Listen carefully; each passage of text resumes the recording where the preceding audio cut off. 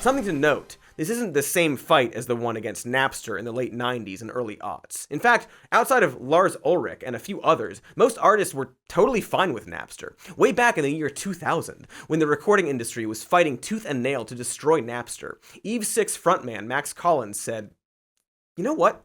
Can we just pay him a fraction of the penny or some dried leaves or something and get him here to say it himself?" I'm totally cool with kids stealing our whole record. I think if a fan is downloading an entire album, they're interested in the band, they're likely going to be supporting the band in other ways, going to shows and buying shirts and stuff like that. Listen, Cody, I'm going to need that penny pretty soon. Thanks, Max. I'll send you those leaves ASAP. Anyway, Collins has since become one of Spotify's most vocal critics, and for very good reason. For example, all of the ones I have already given. Also, one key difference between Spotify and Napster is that the latter actually guided people to new music.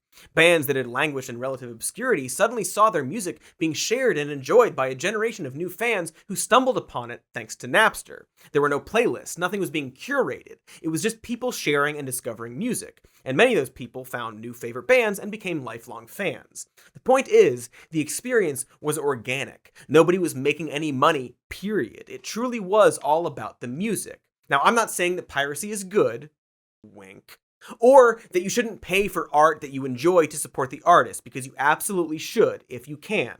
No wink.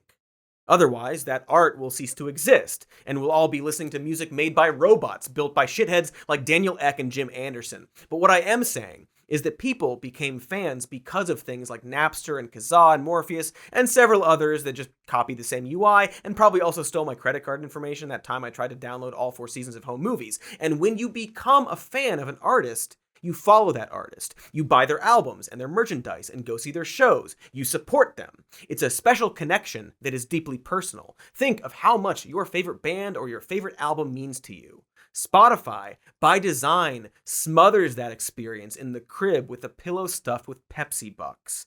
And so, I guess that's why I'm deleting my subscription. That actually reminds me, I need to finish listening to all of my ska.